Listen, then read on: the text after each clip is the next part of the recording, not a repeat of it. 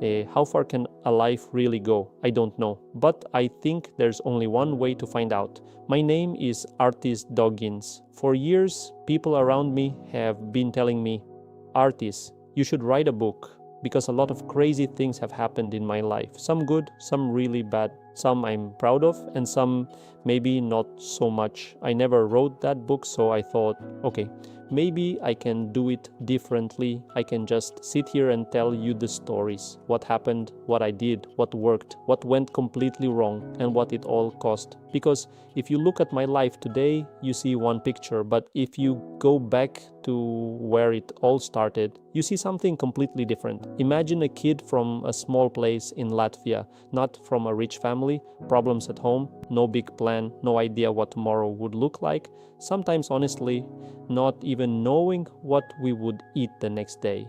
Now imagine telling that kid, one day you're going to build something that for almost 10 years no one believed it was possible. You're going to enter the world of electric motorsport. You're going to organize championships in the USA, Japan, Australia, and other parts of the world. You're going to travel around the world, see places, and experience things you never imagined possible. Things your parents and friends still can't even imagine. And you're going to sit at the same table with entrepreneurs, billionaires, and presidents. Come on, I wouldn't have believed you. Those people, those places, that whole world, I only saw it on television. It wasn't my world, it felt very far away. And yet, somehow, step by step, I got there. I don't want to tell you some perfect story about how I believed in myself, worked hard, and suddenly everything became amazing. No, that's not what happened. I made mistakes, a lot of them. I failed, I trusted the wrong people, I made decisions I would never make again. And there were moments when I had no idea how I was going to get out of the problems I had created for myself. That's also part of my story, maybe the most important part. And that's why I'm doing this vlog, not to tell you how to live. I'm not a teacher here to tell you how to live. What I want is to show you where the limits are, what happens when you get close to them, what we're afraid of, and what lies beyond that fear. I'm still trying to understand mine. I just want to tell you what happened when I pushed my own limits. And maybe while listening to my stories, you'll start thinking about your own. Because maybe the real question isn't how far can my life go? Maybe the real question is how far can yours? So let's start from the beginning. But before we go any further, there's something you should know. This is not a story about how I became successful, because that would only be half the truth. I've made many good decisions, and I've made some incredibly bad ones. I've won, I've failed, I've trusted people I probably should never have trusted. I've lost opportunities, I've lost people, and I lose things I'll never get back. But that's the price I have to pay to gain something else. There were moments when everyone around me was saying, Artis, why are you doing all of this? Wouldn't it be easier to just stop? And honestly, sometimes they were probably right. Sometimes stopping would have been easier, probably smarter, maybe even safer, but somehow I kept going, one more step and then another and another. Was that persistence? Was it belief? Or was I simply too stupid to stop? I don't know. And that brings me to one question I've been asking myself for most of my life. When does persistence become stupidity? Think about it. How do you actually know when it's time to stop? When everyone tells you it's impossible, when you lose everything, when you fail for the 10th time, or do you try one more time? I still don't know the answer, but I can tell you one thing. I've spent most of my life trying to find out, and what I've realized is that the only person who can decide when you've lost is you. No one else can decide that for you. If you're willing to make your way through a jungle that others say is impossible to cross, remember, they say it because they can't do it, not because you can't. I always find a way to take one more step, even if it might be my last. Let me take you back for a moment, back to where I come from. I'm from Latvia, and I was born in a very small place called Kalni. In English, it means mountains. Funny name, because we don't really have mountains in Latvia. But for me, this place has always meant something much bigger. Just imagine it, a small village, not much around. Everybody knows everybody. You go to the same school, you see the same people every day. And when you are a kid, there the big world feels very far away. America, big companies, motorsport, billionaires, come on. That was another world, not mine, at least that's how it felt. But there was something special about Kalny. This place was built by the generation of my parents and my teachers. And one of the people behind it had been deported to Siberia. Imagine that. You lose years of your life, you come back home, and what do? You build. You don't sit there waiting for somebody to fix your life. You build again. I think this is one of the things I took from Kalny without even knowing it, because this is how people around me were. Strong people, simple people, people who worked, people who didn't give up easily, and people who built things. I'm proud of coming from there. Really proud, because today I can travel anywhere in the world, but I still carry this small place with me. And maybe there is something interesting here for all of us. We often think that to do something big, we need to come from somewhere big. A big city, a rich family, a famous university, the right connections. But what if that's not true? What if sometimes coming from a small place gives you something that money cannot buy? Hunger, imagination, and the feeling that if you want something, you have to build it yourself. I didn't know it then, but that idea would follow me for the rest of my life. When I was a kid, like every other kid, I loved to play, but we didn't really have many toys. What we did have was something completely different. An old garage in the countryside. Nothing special, just a small old garage with some tools left inside. And one day, our parents let us play there. For us, that garage became another world. We could take some wood, find some old tools, and build whatever we could imagine. Oh, and by the way, there were 6 kids in our family, 5 brothers and 1 sister.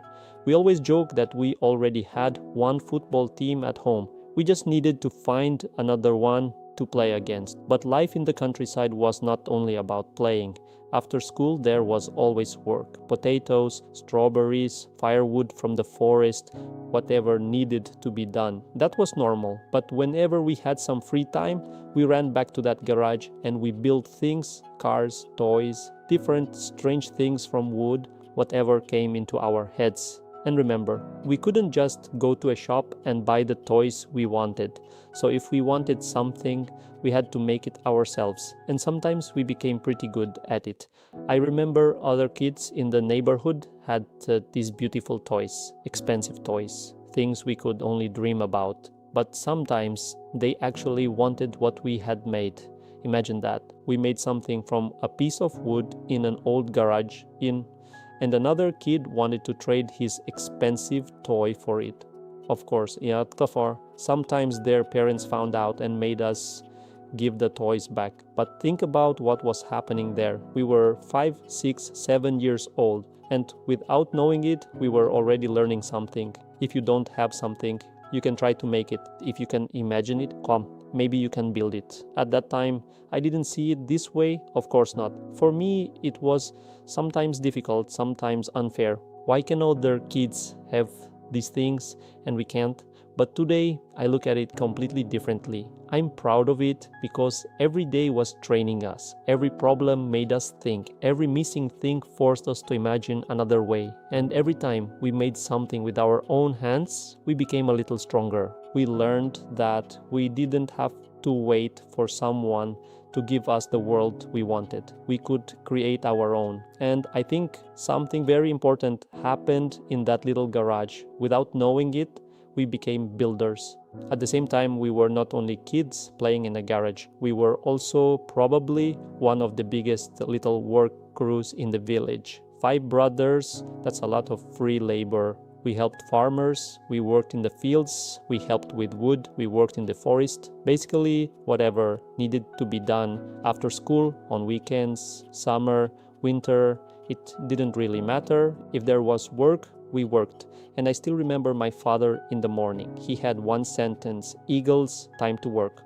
That was it. It was almost like a military alarm. You heard those words, and the day had officially started. No discussion, no negotiation. Get up and let's go. My father was strict with us. And because he was often away working, we also had to learn how to manage ourselves. At home, we had a schedule. Who cleans, who cooks, who does what.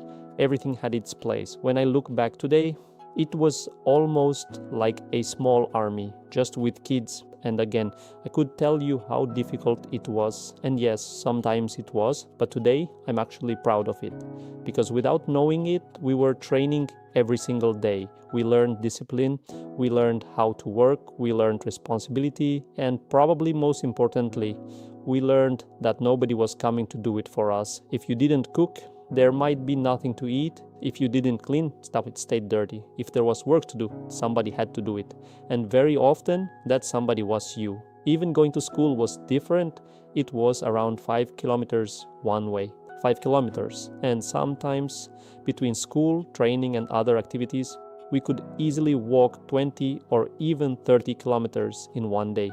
For us, that was normal. We didn't call it exercise, we didn't count steps. We definitely didn't have smart watches telling us, congratulations, you reached your goal, we just walked. And because of that, we were always physically strong. But I think something else was becoming strong as well, our minds. Day after day, work after work, problem after problem, you start understanding something very simple. Life doesn't always care if you're tired. Sometimes things just have to be done. And that was basically my childhood. Me, my brothers, my sister, our little village, work, school, that old garage, and a lot of walking until I was 15. Because at 15, everything changed. I left that small village and went alone to study in Liepāja, one of the biggest cities in Latvia. And from that point, I basically started living on my own. At first, I stayed with my grandmother for a short time until she passed away. And suddenly, I was 15 years old in a city and life was about to become very different. A lot of people ask me, how did I end up in art school? And the truth is, I never planned to go to art school. I actually wanted to join the military. Maybe it makes sense after everything I just told you. I was already trained for it. Wake up, work, discipline, follow the order, do it fast, do it properly, don't complain. I understood that world and honestly, I liked it. I dreamed that maybe one day I could become a special forces soldier or maybe even an aviator. That was the plan. But then something happened exactly around the time when I had to make that decision. Latvia changed its military system. Mandatory military service was stopped and the army moved to professional service. Suddenly, I had a choice, go into the military or continue studying. And then my grandmother said something very simple. Why don't you try art school? Art school? Come on, that was definitely not my big dream, but I was good at drawing. I was good with my hands, wood, building things, making things. I had already been doing that for years without even thinking about it. So I thought, okay, why not try? And I applied to art school in Liepāja, not with some huge motivation, not with a dream to become an artist. Honestly, I barely got in. I was one of the last students accepted into the wood product design department. And I remember thinking, okay, I'm here now. Let's see what happens. And then something interesting changed. In primary school, I was never a great student. After everything going on in my childhood, studying was definitely not my biggest priority. Maybe my average grade was around 6 out of 10, nothing special. But in art school, suddenly I had a very good reason to study: money. If I had really good grades, I could get a scholarship. At that time, it could be around 40 euros a month. Today, 40 euros doesn't sound like much. Back then, for me, it was huge. That money could almost cover my basic life for the whole month. So suddenly, good grades had a very real meaning. Study well and you eat, that's pretty good motivation. I still remember planning my money day by day. There were these poppy seed buns, 8 cents each. I could buy 4 of them, eat them during the day, and that could basically be my food. You learn to calculate very quickly when every cent matters. But something much more important was happening in that school, and I didn't understand it at the time. Not at all. I understood it many years later. Art school was changing the way I looked at the world. Until then, my childhood had taught me discipline, work, physical strength. If something needs to be done, do it. But art school added something completely different: imagination. Another way of looking at a problem, the idea that there doesn't always have to be only one correct answer. You can move something, change something, combine two completely different ideas, look at the same thing from another side, and suddenly you see something nobody else sees. Think about that combination for a second. On one side, discipline, work, persistence. On the other, imagination, creativity, thinking outside the box. At the time, I had absolutely no idea what that combination would mean for my future. I was just a kid trying to survive, study, and figure out what to do next. But today, when I look back, I can see it very clearly. The foundation was already being built, not for becoming an artist, not for becoming a soldier, not even for becoming an engineer, but for something I didn't have a name for yet, a way of thinking where you can build without first asking where the limits are. And this is something I tell my colleagues. I tell it to kids in schools, and I tell it to people I meet all around the world. I really believe that people can achieve much more than they think. But you have to train for it, because I don't really believe there are things you simply like and things you don't. I think very often you start liking something when you become good at it. First, you learn, then you practice, then you get better, then it starts working, and suddenly you enjoy it. Think about it. How many things have you said you don't like when maybe you just never gave yourself enough time to become good at them? For me, art school became exactly that. Without even knowing it, I had already trained some of my first superpowers: discipline, hard work, persistence, the ability to build things with my own hands. And now I was adding creativity, imagination, a different way of seeing the world. So I did what I already knew how to do. I worked, and I studied harder than I had ever studied before. At one point, that my average grade was around 9.8 out of 10. For me, that was crazy. Remember, I was the kid who had never been a great student. Even subjects where I had struggled just to get a passing grade, like English, I started pushing myself to learn. And yes, English, the language I'm speaking to you in right now.